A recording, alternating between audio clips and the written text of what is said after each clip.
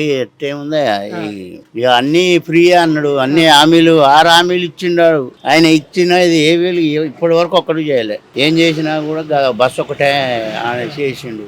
ఏమున్నది ఇక గదే మంచిగా లేదంటవా? ఇక ఏం మంచిగా ఉన్నది, పేదోళ్ళని చూసేటోడు ఎవరు లేడు. వాడచ్చినా కొద్దిగా వాడు చేసినప్పుడు ఆయన చేసినప్పుడు కొద్దిగా అదో ఇదో చేసిండే. ఇప్పుడు 6 హామీలు అంటే మాత్రం ఏదన్నా చెప్పిండా చేసిండా? మరి ఇప్పుడు చాలా మంది బాగానే ఉంటది, రేవంత్ రెడ్డి వచ్చిన తర్వాత ఇంకొంత గడివియాలి, ఓపిక పట్టాలంటారు కదా. ఇక గడువిచ్చి మాత్రం ఏం చేస్తాడు? ఈ రోడ్డు మీద పేదోళ్ళు బతికేది డబ్బాలని కూడా కొడతాండి, హైడ్రాని ఇల్లు కూడా పెట్టి ఇటువంటిదే ఎఫెక్ట్ పడతా ఉంటది అది.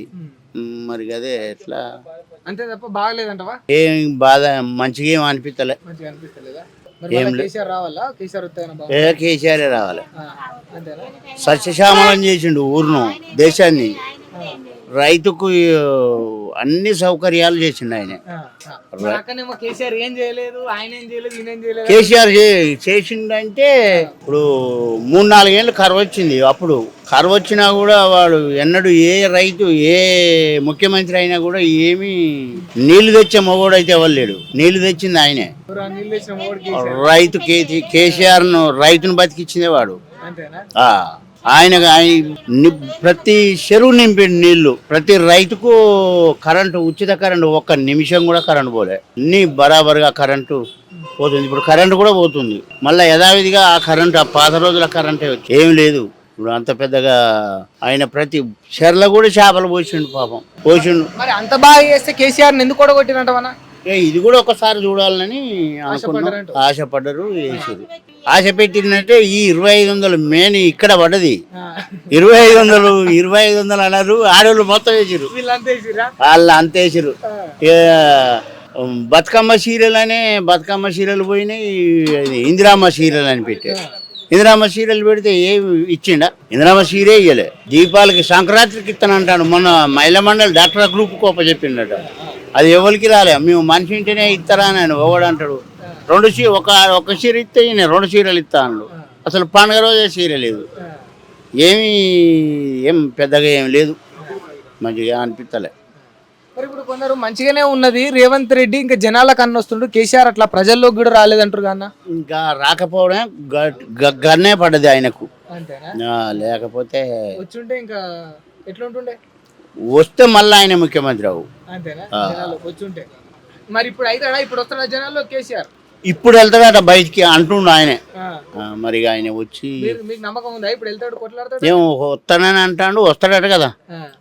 వస్తే కొట్లాడితే ఆయన బయటికి వెళ్తే కథ వేరుంటది.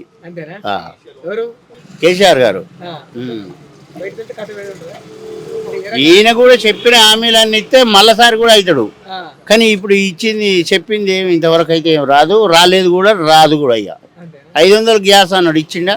అందులో ఖాతాలో పడతాను తీసుకుని 900 తీసుకుంటాడు.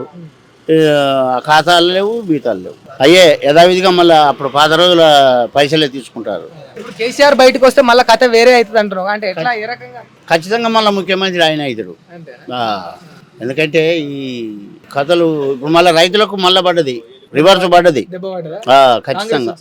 కాంగ్రెస్ వచ్చినాకనే వాళ్ళకు నీళ్లు, ఇప్పుడు కరెంటు నీళ్ళే రైతుకు ముఖ్యం. ఆ నీళ్లు కరెంట్ లేకపోతే రైతు వేస్ట్, చాలా కష్టం. మనం తినేది కూడా దొరకవు. ఇక కేసీఆర్ గురించి అంటే కేసీఆర్ చేసిండులే, మంచిగానే చేసిండు. కానీ మళ్ళా కొన్ని తప్పులు చేసిండు ఆయన. చేయడం వల్లనే ఆయనకు కొద్దిగా వెనక పడ్డాడు. లేకపోతే మళ్ళసారి కూడా గవర్నమెంట్ ఆయనే గెలుచు. కానీ అది చేయబట్టే ఇది ఆగమైపోయింది. కొద్దిగా మాటలు కూడా దూర్సుగా మాట్లాడడం, మనుషులను ఏదున్నా ఆప్యాయతగా మాట్లాడాలి. ఇది ఓటర్స్ తోటి ఎట్లా మాట్లాడాలి, ఎమ్మెల్యే తోటి ఎట్లా మాట్లాడాలి, అన్నీ కాపాడుకొని మాట్లాడితేనే బాగుంటుండే. కొద్దిగా ఆయన వెనక ముందు చేయడం వల్ల కొద్దిగా ఈయనను కూడా కొద్దిగా వెనక ముందు చేసేది. ఈయనకి ఇంకా అసలు పెడితే ఇంకే అసలే మొదలు పెట్టిండు రేవంత్ రెడ్డి గారు. ఏం లేదు అంత. ఇది చాలా ఎఫెక్ట్ పడుతుంది దీని మీదనైతే. ఈ హైడ్రా మీద ఖచ్చితంగా పడుతుంది. ఇది రోడ్ల మీద బతికేటోళ్ళు లక్షల మంది ఉన్నారు. లక్షల మందిని కన్న చెర ఇబ్బంది పెట్టి ఈ డబ్బాలు గుంజులు ఇది గుంజుకపోడు వాళ్ళు వస్తారు, ట్రాఫిక్ వాళ్ళు వస్తారు, ఇవన్నీ తీసి లోపల పెట్టుకునేది మేము. మీ డబ్బాలా? ఉమ్.